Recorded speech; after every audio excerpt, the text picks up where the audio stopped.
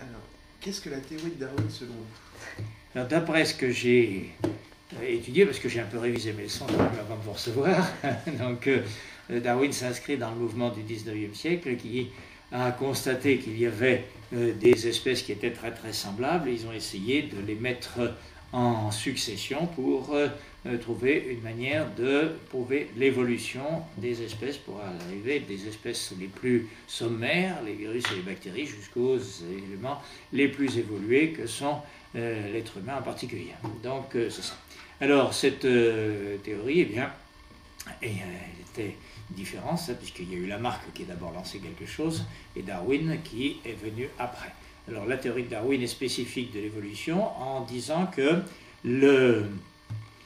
la sélection se fait par une espèce de combat, struggle for life, puisque c'était en anglais, perdurent les espèces qui réussissent à se battre et à se défendre dans le milieu qui est le leur. Et donc c'est cette théorie qui est à la base du darwinisme. Alors elle a été reçue de manière un petit peu contradictoire, comme toujours dans la communauté scientifique, parce qu'on s'est aperçu qu'il n'y avait pas que ça et que ça ne rendait pas compte du problème. Y a-t-il des mutations de caractère acquis? Y a-t-il des sauts brusques, etc. Et donc ce qui fait que cette théorie reste quand même un des éléments historiques de la pensée sur l'évolution, mais elle n'est plus le sens actuel de la théorie de l'évolution.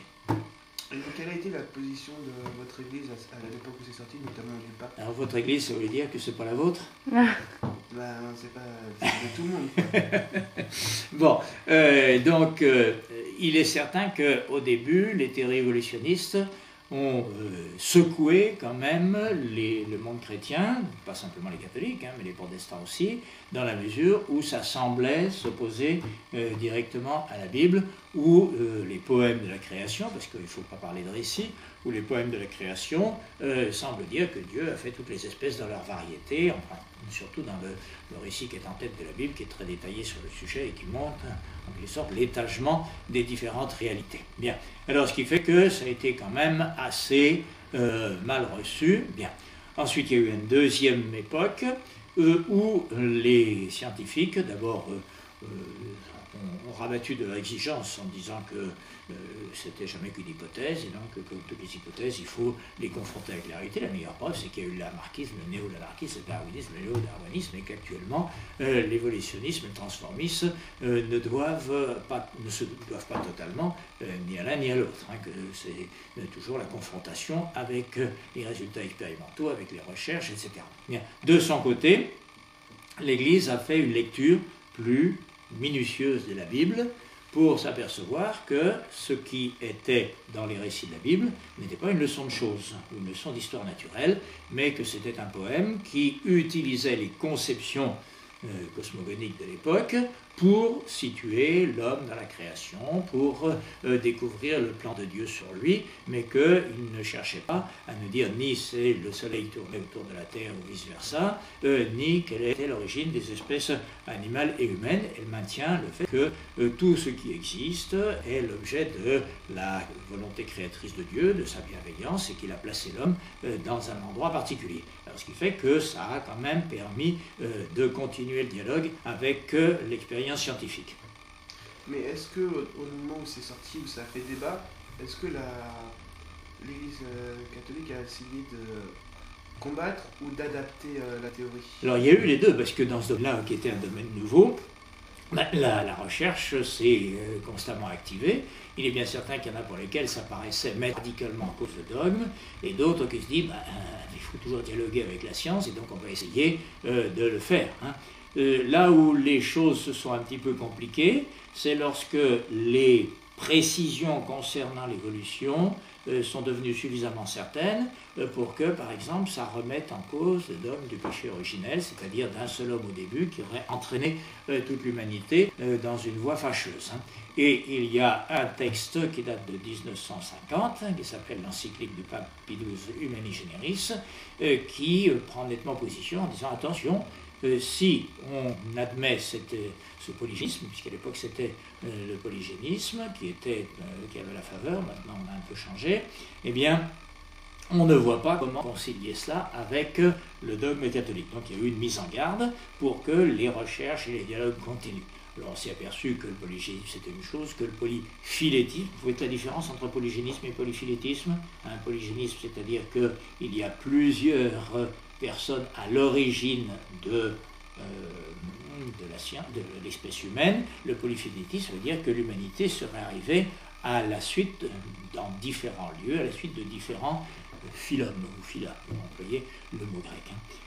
Donc maintenant le polyphylétisme semble complètement abandonné et que les données qu'on a sur l'évolution laissent penser que ces apparitions, puisque maintenant on est plutôt partisan des mutations brusques, ces mutations brusques n'apparaissent qu'une fois et en un endroit bien précis.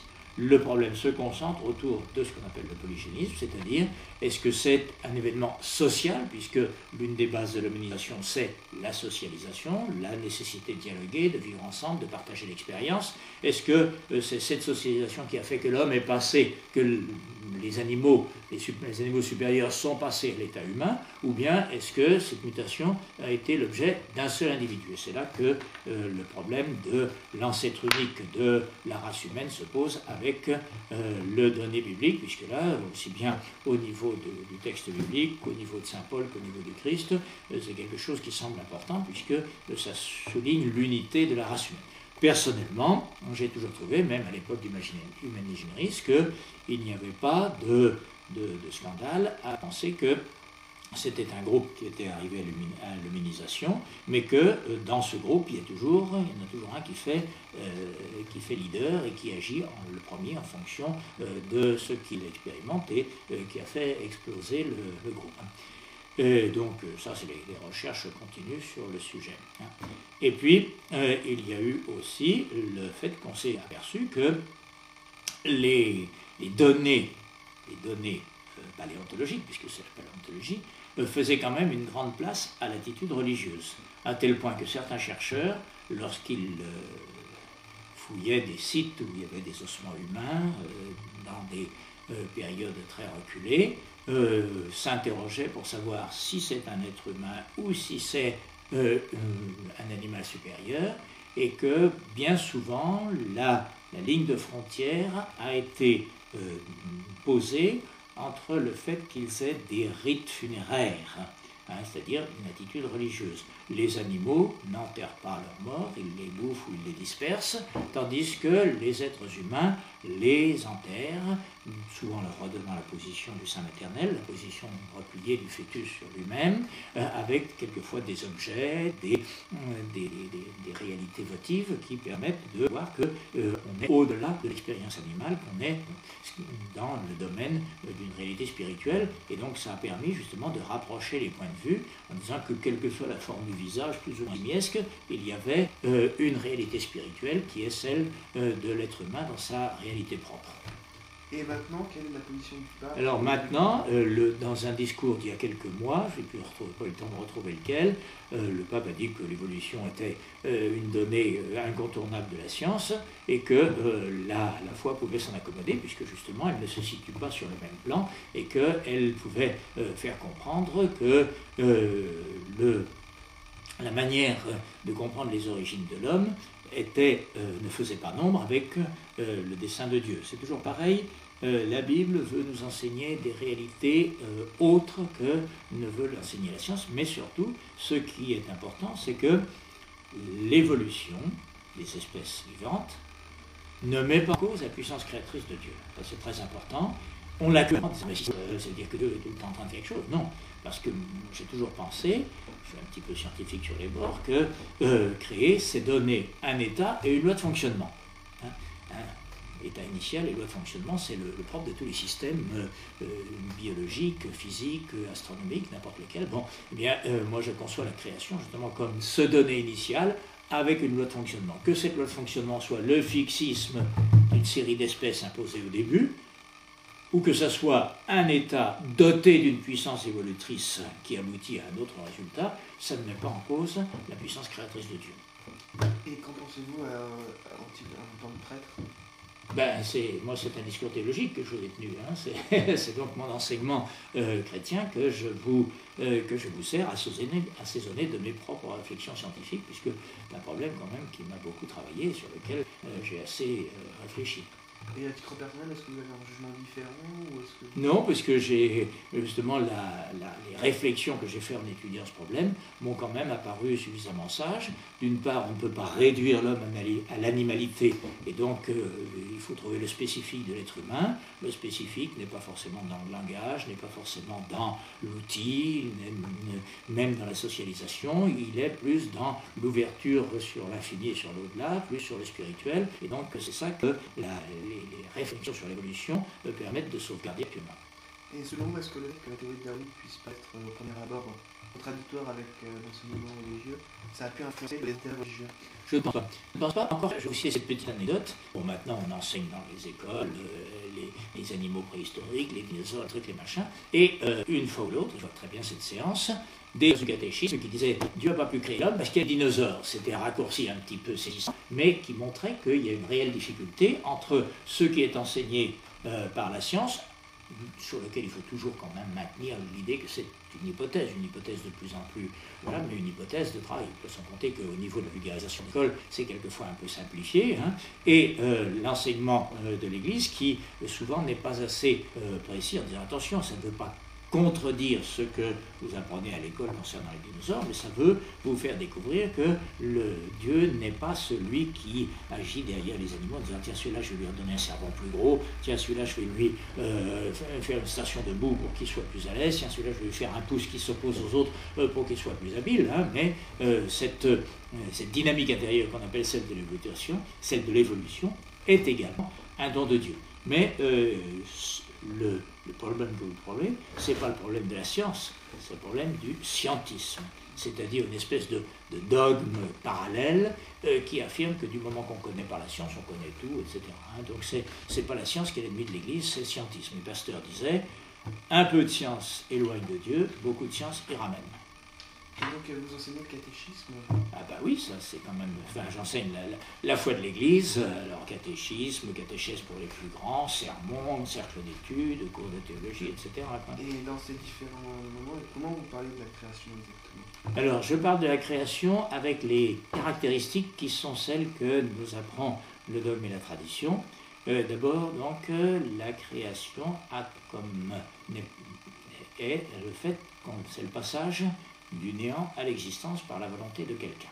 Hein, donc ce n'est pas un modelage, même si la Bible emploie l'idée que Dieu a modelé l'homme à partir de la terre, c'est une image.